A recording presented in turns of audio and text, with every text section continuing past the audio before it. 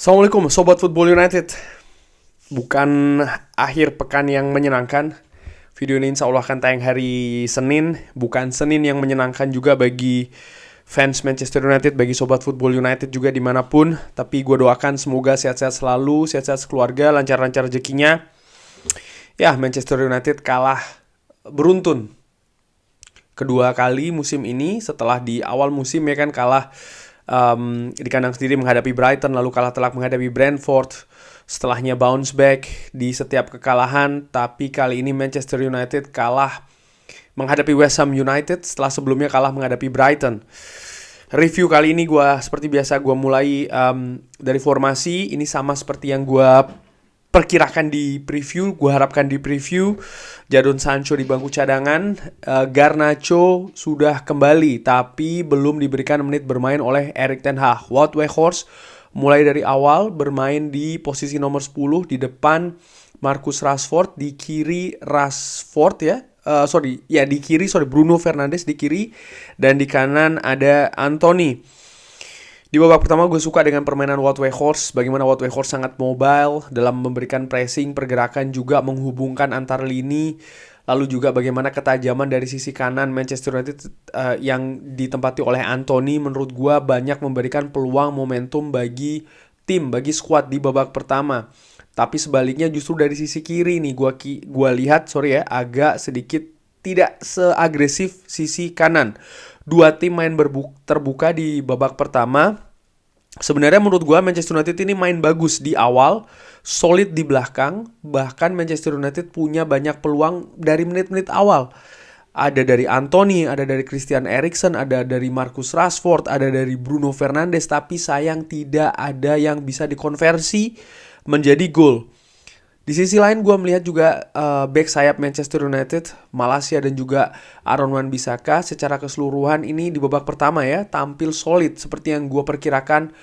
West Ham United akan banyak berusaha untuk menekan dari sisi sayap, tapi kedua back sayap dari Manchester United tampil solid. Manchester United sebenarnya bisa dikatakan mendominasi di babak pertama, dan ini sering terjadi di pertandingan-pertandingan sebelumnya. Menghadapi Brighton, menghadapi Tottenham Hotspur, sama Manchester United tampil bagus di babak pertama. Tapi ya apa mau dikata, ada blunder dari David De Gea. Dimulai dari kesalahan Luke Shaw, David De Gea melakukan kesalahan mengantisipasi dari Benrahma, tendangan dari Benrahma yang sebenarnya tidak kencang-kencang banget ya, tapi David De Gea melakukan blunder. Gol tercipta dari situasi yang dalam tanda kutip menurut gue aneh. Tapi ya inilah sepak bola.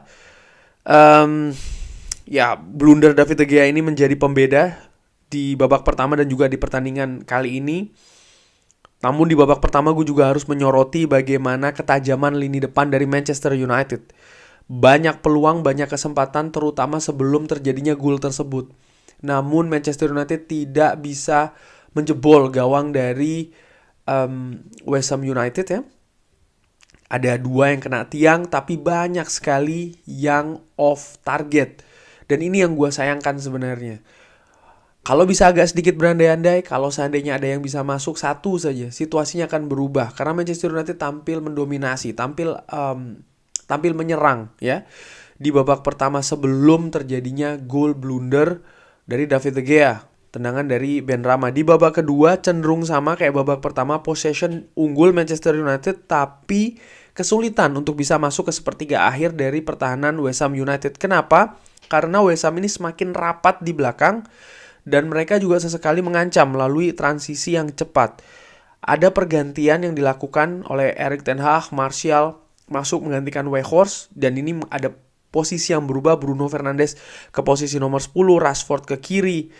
Namun dengan dipindahnya Marcus Rashford ke kiri, justru kalau gue lihat ini jadi monoton. Serangan Manchester United terlalu mengandalkan sisi kiri yang banyak ditempati oleh Rashford dan sering juga melakukan kombinasi dengan Martial dari sebelah kiri. Terlalu monoton. Lalu setelahnya ada pergantian lagi, Jadon Sancho masuk, ada taktik yang berbeda lagi. Rashford ke depan, Martial digeser agak ke tengah ya, Sancho ke kiri, Bruno Fernandes ke kanan.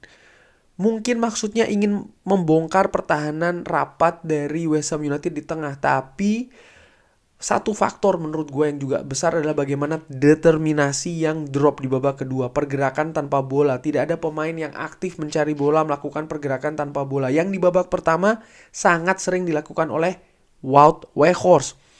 Berusaha terus tapi kurang pergerakan pemain ya, terutama tanpa bola. Banyak yang pasif, kurang lari dari belakang. Lalu ditambah juga akurasi umpan di sepertiga akhir. Pertahanan West Ham ini tidak bagus. Di sisi lain, pemain seperti Jadon Sancho, pemain seperti Anthony Martial, gue nilai setelah dimasukkan ini kurang bernyali melakukan tusukan-tusukan, dribbling-dribbling, penetrasi-penetrasi. Hanya Marcus Rashford saja, dan ini menurut gue kurang ya tusukan-tusukannya. Di samping juga Marcus Rashford tentu saja sudah menarik atensi dari banyak pemain West Ham United. Dan lagi-lagi ketika Marcus Rashford tidak tajam, Manchester United kesulitan untuk bisa mencetak gol.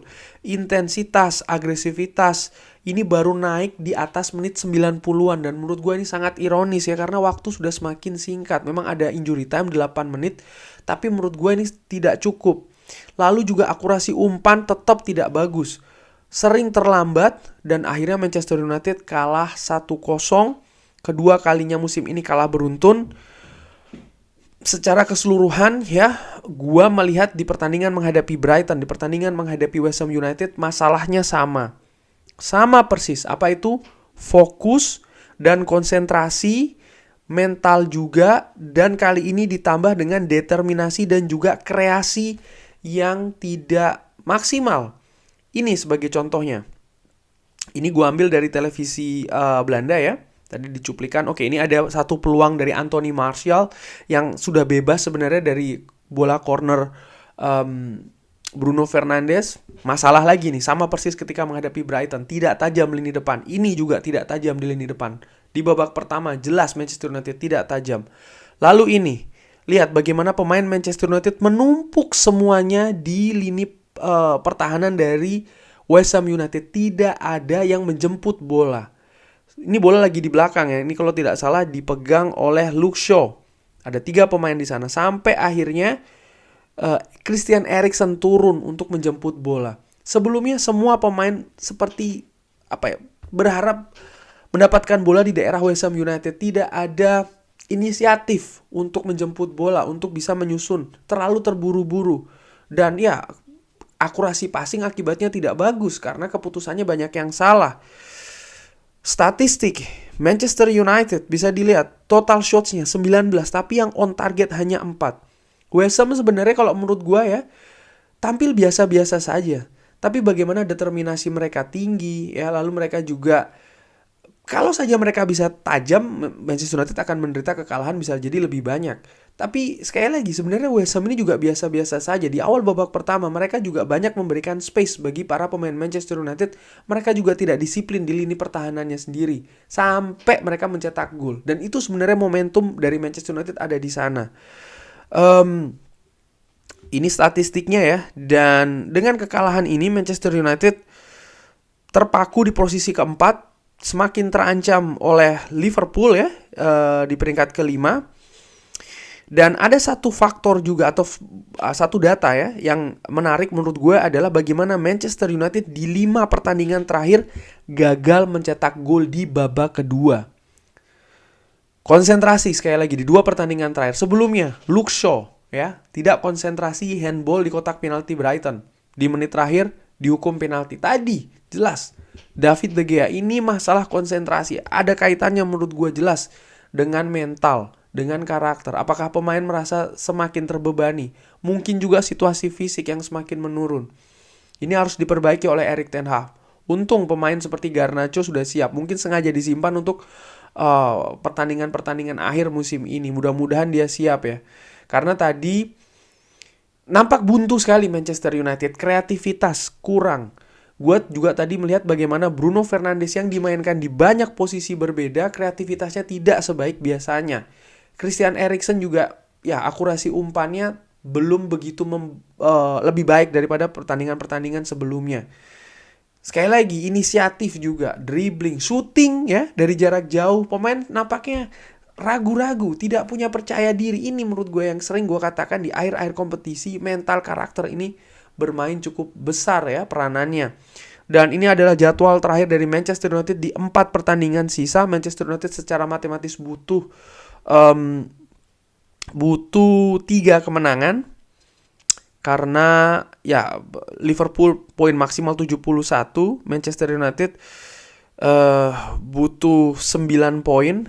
Dan dilihat dari 4 pertandingan terakhir, Manchester United punya keuntungan yaitu ada 3 partai di kandang yang selama ini Old Trafford menjadi benteng tangguh dari Manchester United. Selama ini Manchester United bisa mengandalkan betul bermain di depan publik sendiri. Semoga Manchester United bisa mengulanginya, dan ini harus diperlihatkan di pertandingan selanjutnya ketika menghadapi Wolverhampton Wolves.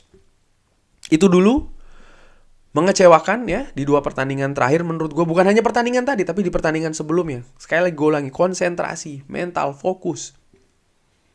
Ini yang harus diperbaiki. Mudah-mudahan bisa terimplementasi di pertandingan selanjutnya. Bagaimana menurut Sobat Football United? Semua kecewa. Gue pun juga demikian. Optimis, pesimis, drop di kolom komen. Terima kasih sudah menyaksikan. Sehat-sehat selalu sekeluarga. Jangan lupa like, subscribe. Wassalamualaikum warahmatullahi wabarakatuh.